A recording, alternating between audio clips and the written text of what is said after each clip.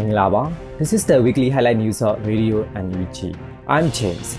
Here are the news highlights for this week. The acting president of the National Unity Government, His Excellency Duwa Lashi meets with a counselor to the U.S. Department of State. The Union Prime Minister of the National Unity Government, Win Khaing Thann, attends the Interim Local Public Administration Development Central Committee meeting.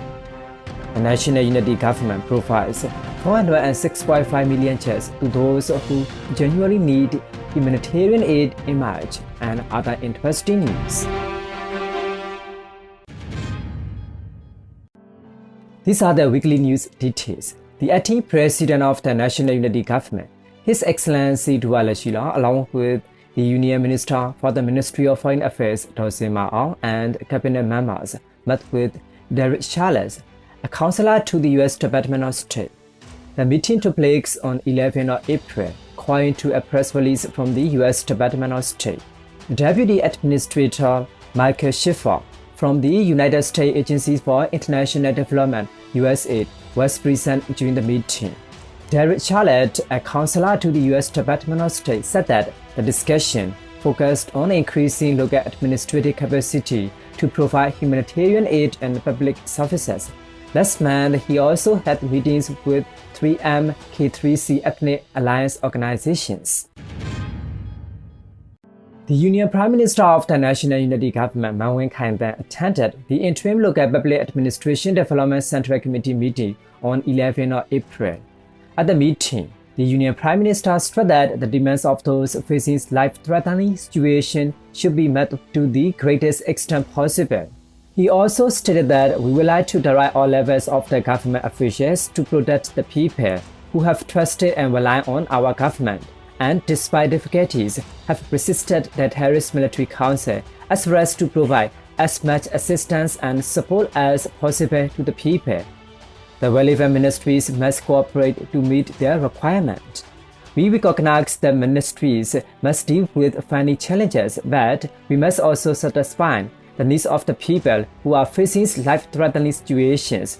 Members of the Interim Local Public Administration Development Central Committee clarified the decision adopted on 13/2024, including previous process, completion conditions, and ongoing procedure, and the officials discussed it extensively. The meeting was attended by the Union Prime Minister, Union Ministers, Deputy Ministers, Permanent Secretaries, Joint Permanent Secretaries, and relevant department officials.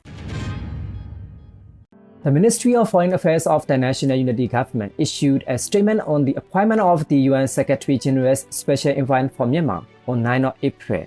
The National Unity Government welcomes Ms. Julie Bishop's appointment as the UN Secretary General's Special Envoy for Myanmar. The statement expresses complete confidence that Ms. Julie Bishop, given her diplomatic experience and skill, is the best candidate for this position.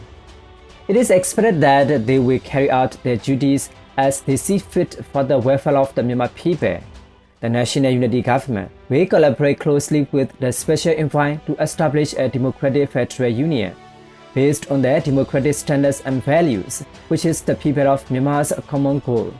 As a result, the Ministry of Foreign Affairs of the National Unity Government has issued a statement urging the UN Secretary General's Special Envoy to provide comprehensive assistance to the Secretary General in carrying out her duties efficiently and successfully. The Ministry of Humanitarian Affairs and Disaster Management announced on 10 April that the National Unity Government was able to provide 406.5 million checks in humanitarian assistance to those in real need in March. People from the revolution's people to people donated 406.5 million checks as support for one another. Of the amount, 290.1 million checks were used to provide emergency food for 154,200 displaced people, all were refugees. 46.8 million checks went toward emergency humanitarian aid for the 257 heroes who lost their lives in battle and the 388 who were injured. 5.5 million checks went toward emergency humanitarian aid for Syrian employees. 1.3 million checks went toward emergency humanitarian aid for political prisoners and their families. 9.8 million just were used to plan in advance for people's food needs. 53.2 million just were allocated for general humanitarian aid and 46 houses that could be rebuilt in a safe location among the destroyed ones were constructed with temporary tents. According to the UN, OCHA Myanmar provided the official's weekly humanitarian situation update for Asia and the Pacific in April. According to reports, landmines and explosive remains of military weaponry have injured over 1,000 people nationwide, with the Khaing region suffering the greatest number of casualties. Over the past year, the number of the landmines and other explosive remains of war in Myanmar has increased repeatedly, posing a serious threat to civilians. The number of casualties caused by the landmines and explosive remains of war increased significantly by 2023, reaching 1,052 nationwide.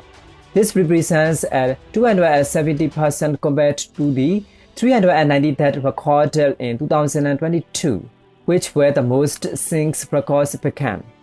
Among the victims, the Khaing region, which has the highest number of the displaced persons in the country, had the most casualties, 35%, followed by Shan State 12% and Bago region 9%. Children accounted for a quarter of that, or about 21%. These are the weekly highlight news of Radio and UG.